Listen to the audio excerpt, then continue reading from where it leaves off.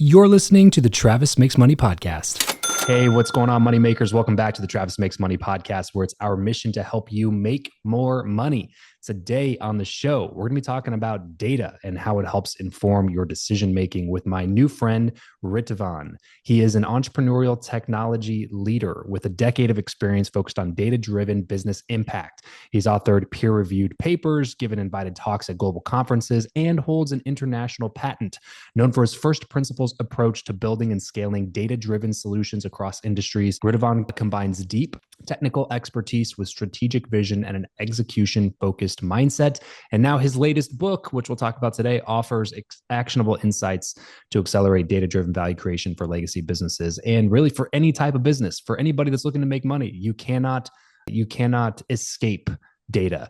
So this is going to be a really fun conversation. I can't wait to jump in. But before we do that, if you're tuning in, you're wondering how I build relationships with the people on this show or on my other show, Travis Makes Friends. It has been through my podcast. A good podcast can help you explode your network, create better content for social, build a personal brand, sharpen expertise. And if you're committed, someday it can even pay you sponsorship dollars to do all of those activities that you should be doing anyway. So for a limited time, I'm opening up my calendar for a couple one-on-one podcast coaching clients. If you're curious about getting your podcast out into the world or improving your existing podcast, travischappell.com/coaching. There's a quick application right there.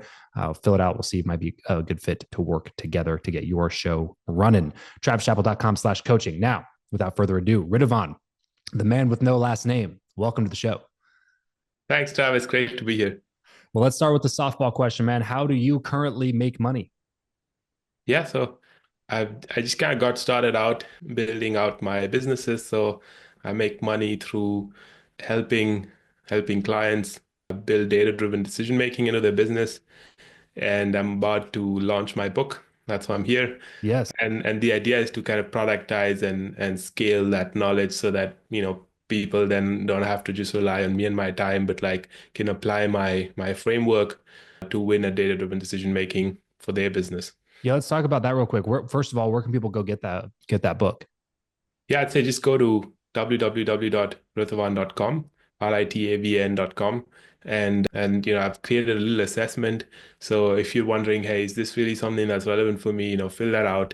You get a score at the end, and it'll tell you how much more potential you have if you were to apply the SLASOC framework for my book to your business. Perfect. Ritavan.com. That's RITAVAN, Ritavan.com to grab a copy of his new book that will help you make more data-driven decisions. Look, there's already so many decisions to make in business. I don't know about you, man, but I get kind of like decision fatigue, toward the end of the day. It's like, man, when it comes, that's why me and my wife can never decide what we want to do for dinner. You know what I mean? Because like, I just don't want to make another decision. There's just too many decisions to make. So the more that you can streamline your decision-making process, like literally spend fewer brain calories making decisions because it's just built off of data, which is a more powerful way and predictable way to continue to make those decisions, the better off you're going to be. So let's go back in time a little bit, Ritavan. Talk to me about how you first started making money before all of this was something that you did. Yeah, for sure. But can I just quickly jump in and just comment on what you said? Because Yeah, this is please. so true, right? This is so true. We're just inundated today with information, with data, and everything is about making a decision, from like what you do for your business to, like you said, choosing, dinner with your wife. And I think this is a common challenge that everyone faces. And today, with the data and the compute, right, and the capabilities available, we're for the first time as a species, right, as humans, in a place where we can build data-driven algorithms that can take over the tedious part of decision making. So there's about 80% probably, like not everything, but there's 80% of decisions, roughly ballpark, right, that algorithms can and should take over in your life. Hmm. And that allows you to then focus on that 20%, the oddballs, the outliers, the super critical stuff, right? The stuff that requires personal attention, etc. So I think just creating that space, removing a lot of that tedious, time-consuming stuff from your day to day is just something that will enable you to just be so much more, growth and profit oriented. Yeah. Yeah. I mean, you can see this even in the biggest decision makers of our time, like the Steve Jobs and the Mark Zuckerbergs. This is why they only had one outfit that they wore every single day. It was just eliminating the number of things they needed to make decisions on so they could use their decision making power to focus on the things that really required their attention the most. So yeah, big fan, man, big fan. So let's go back in time then. Tell me how you first started making money. Yeah, so interestingly, I first started making money. I mean, the first hustle that I got by chance was as a teenager translating for a group of tourists that were visiting the town I was living in. Nice. But yeah, I actually went to a nonprofit school, and kind of making money wasn't allowed as a student. So it was interesting though. I mean, like I kept doing stuff and learning stuff. I did an internship where I could have got paid, but I chose not to get paid to respect the rules of my school. And Uh-huh. so yeah, and so very strangely, it's like it's not as if I didn't want to make money. It's just I wasn't really allowed to make money, which is absolutely fine, because that's just, so you have to respect the environment and the rules you operate in. And I was then lucky, for my graduate studies to get a full scholarship that covered all expenses. So I think somewhere, karma comes back and and makes sure you don't get hurt. Yeah, exactly. So what did you end up doing after you finished school? Yeah, I was a bit lost in school to be honest, and I was always curious about sort of, what's out there, what can be done, etc. And I picked math because for me it was like a generic, first principles field that allowed you then to, apply it to whatever you wanted. You could, do physics, computer science, or economics, finance, or I even found a couple of politicians who studied math. And so, I mean, in theory, you could really do apply those skills to whatever you wanted.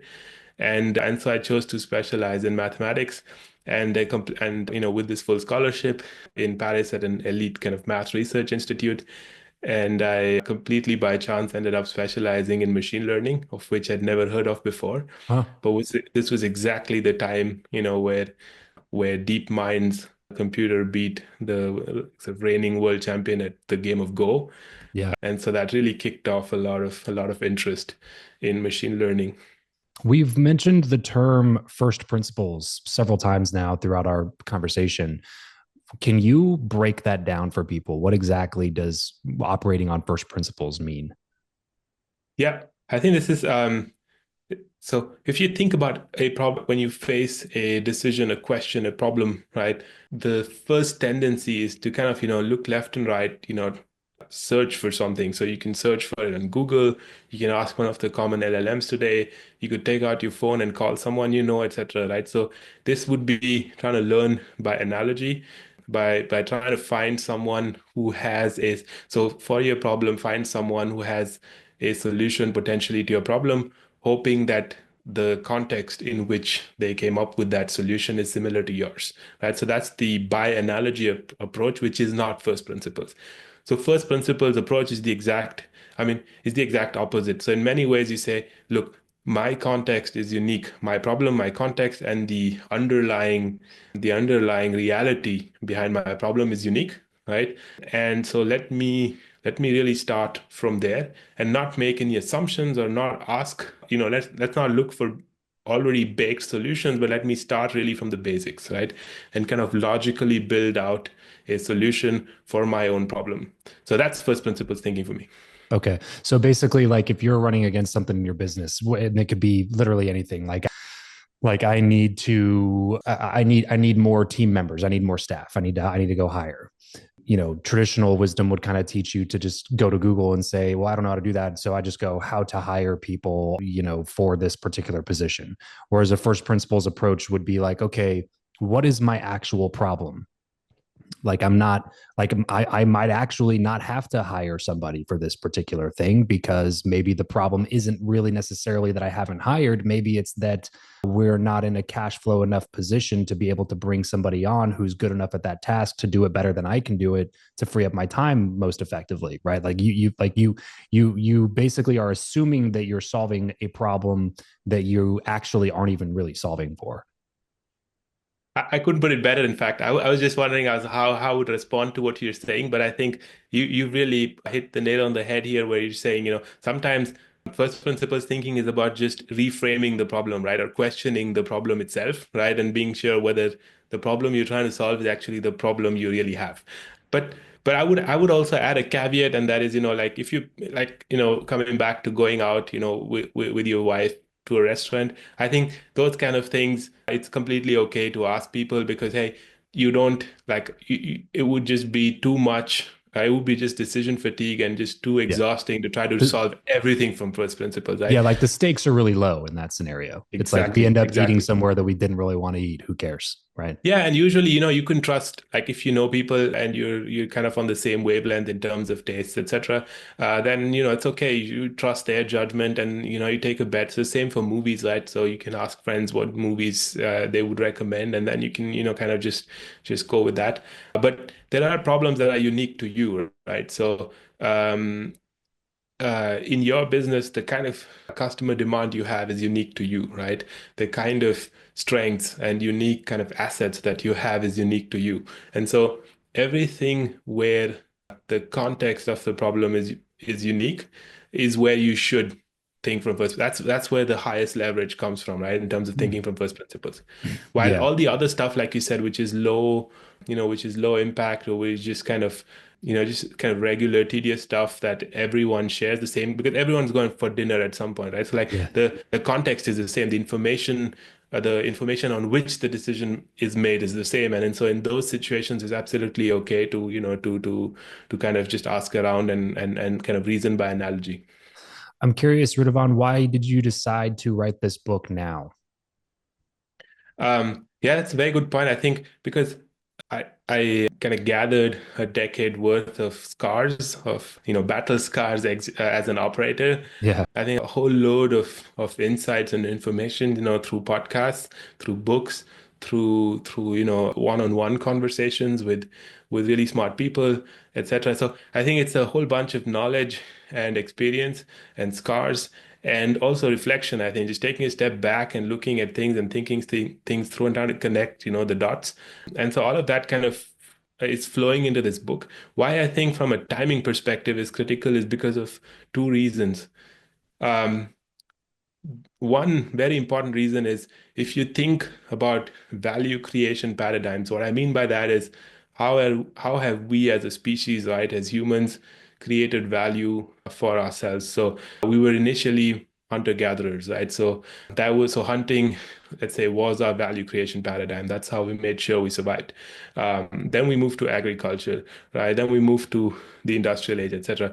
And so if you kind of look at these value creation paradigms, for most of history, we were in one paradigm, and there were these transition points, right? So at some point, we stopped being nomadic and started settling down. There are, of course, a few remote tribes even today, kind of who live the hunter-gatherer lifestyle, but the majority of us moved from one paradigm to the other. Then you had a transition, from agriculture to the industrial age, right? That kind of was spread over, a century or two, was geographically, kind of evolved differently. But we're today in a very unique environment where we have non-software native legacy businesses and in legacy industries. And what I mean by that is, you know, banking, insurance, real estate, energy, all the stuff that was there before the digital age, right? Yeah. Hmm. So we have the industrial value creation paradigm, right? We have the digital value creation paradigm, right? That's the value creation paradigm of software, right? And now we have in parallel, and that's something that's evolved, let's say, over the last half decade to a decade, that's gone beyond just because the data-driven digital paradigm was born within the software paradigm, but now it's a separate value creation paradigm. And why it's different is because in the industrial paradigm, right, if I take this cup, if you want to produce, like if you want to replicate and produce one more cup, you have fixed costs, right, of replication. And if you want to personalize this cup, like if you want to write your name or write my name or someone else's name, you have fixed replication costs, right? Because you'll have to kind of print or rewrite everyone's name separately.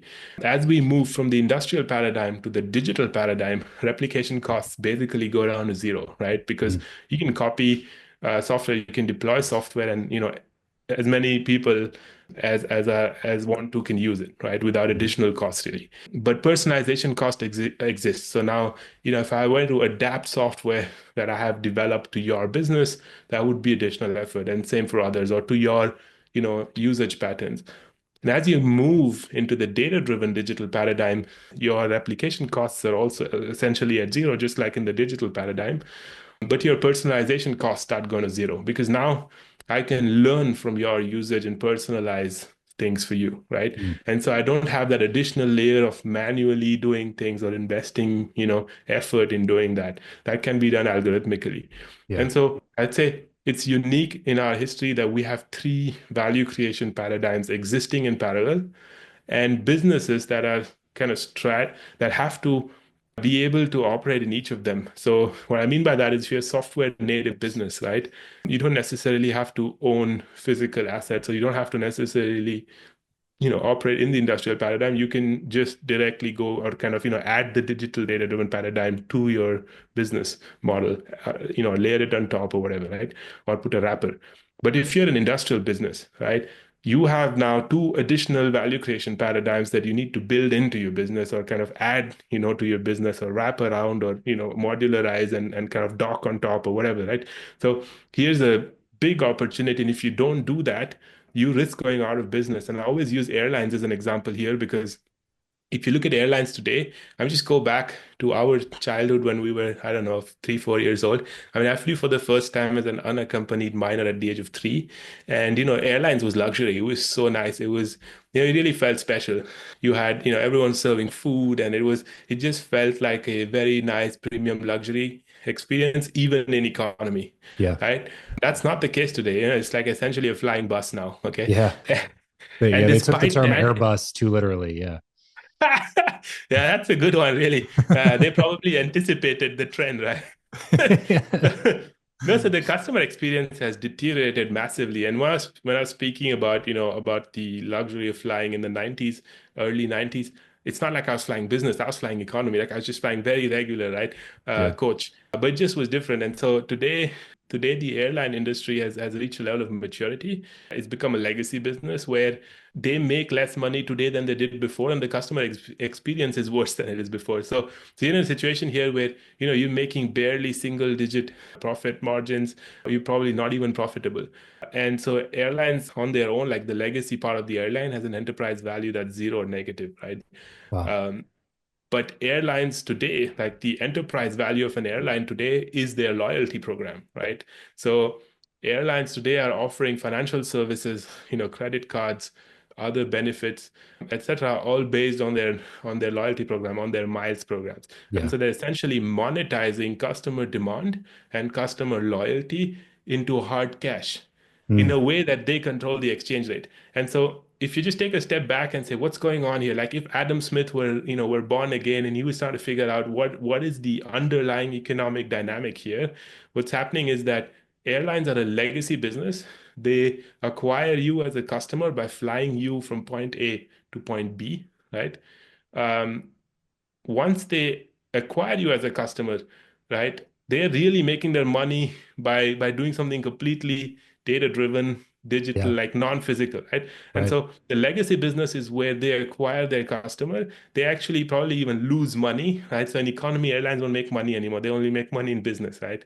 So they're acquiring customers, subsidizing basically customer acquisition through the legacy business by moving you physically from point A to point B, but they're making money and they're providing value to you in the data-driven digital paradigm, not any longer in the physical industrial paradigm, Yeah. right? And this is just one example. And if you look around and think about it, the successful businesses of today, those that have not died out or those that are still growing and thriving, are those that are able to do this. And so digital Yeah. transformation is a word I detest because it's not like you're a caterpillar that's going to turn into a butterfly, right? You don't like transform. Yeah. It's like there are three different value creation paradigms, right? And you need to figure out how you win in these value creation paradigms and how the way you win in each of them kind of interplays, right? So with my miles today, I can get an upgrade on my flight, right? It's not just about credit cards and financial service, etc. It gives me upgrades to my flight. It gives me meals on the on during the flight. It gives me access to a lounge. So they kind of built a data-driven business that also provides value add services to their legacy business. And Yeah. so the opportunities you have today is just insane once you figure this out. Yeah, so a company like a Peloton would be kind of a anomaly in that degree because they were not a legacy business because they're brand new, but they're going on a they're solving a physical problem, which is the treadmill or a bike or something like that that would traditionally just be a one-time purchase. It's a piece of hardware that sits in your garage and you can get some workouts in, but they did it in a way that allowed them to be able to scale digitally and increase enterprise value from a digital perspective rather than a physical one. Yeah, exactly. And I think this, if you now also look at Lemonade, for example, in InsurTech, or if you look at a lot of these kind of software native players that are trying to enter the industrial paradigm, they struggle, right? I mean, Peloton had a really great time during the pandemic, but since then they've been struggling, right? Yeah, The same with Lemonade, the same with a lot of software native or tech kind of tech forward enabled. Yeah, businesses, yeah, yeah. right? That yeah, enable I think is still okay, but like if you're born in if you decide to be born to kind of give birth to your business in the digital paradigm and then you try to move to the physical one, I think that's a very tough transition. It's Mm, the same like when Amazon buys Whole Foods or they keep trying to they keep trying to get a physical footprint. It's not that easy. But if you look at Walmart the last 5 years, right? So before the first last 5 years, they were like, oh shit, Walmart's going to get wiped out and Amazon's going to take over everything. And the whole story was these guys have stores, these guys are a legacy brand, etc. No one cares, right? Walmart in the last couple of years has just insanely leveraged its legacy assets, so its stores, right? Because now Walmart knows the user journey, your customer experience, not just online when you order online on walmart.com, but also when you're in their stores. And that's something Amazon can never do, right? And so if you yeah, counter position and if you leverage your unique advantages, your unique non-digital advantages, you are now in a way better position to to kind of play this game to win and to leverage your strengths in the industrial paradigm to win in the digital data-driven paradigm, which is yeah. much harder for a business starting, directly in the digital data-driven paradigm to go the reverse route. Sure, sure. Dude, this has been a fascinating conversation, Ritavan. I want to make sure people go pick up a copy of your book, and that can be found at ritavan.com, Ritav as in Victor, AN as in Nancy, ritavan.com. Go take that free assessment, download a copy of his book. I'm sure you will not regret it. This is going to make your life easier, that's for sure. So thanks for coming on the show, man. I really appreciate you. Where else can people go to learn a little bit more about you? Yeah, I'm relatively active on LinkedIn. Happy to connect there. Feel free to ping me with ideas, with questions. I think we're just getting started with this. This is a big opportunity. A lot of young people like what I really love about your show, Travis, is that you're kind of highlighting the fact that you cannot save your way to wealth. You need to grow your way to wealth. Yeah, And to grow, I think there are insane opportunities today out there. There's just a whole generation that are going, the boomers, they're all going to retire. There are going to be a whole bunch of small and medium businesses out there that are legacy slash industrial paradigm businesses. You can step in there, you can be intelligent about how you leverage data driven value creation, right, to really grow and make money. And this is going to make all of us better off, right? We're going to have better customer experiences, we're going to have better lives, we're going to have better products and services, and without necessarily consuming or polluting physically more, right? It's just about making things better. yeah, yeah.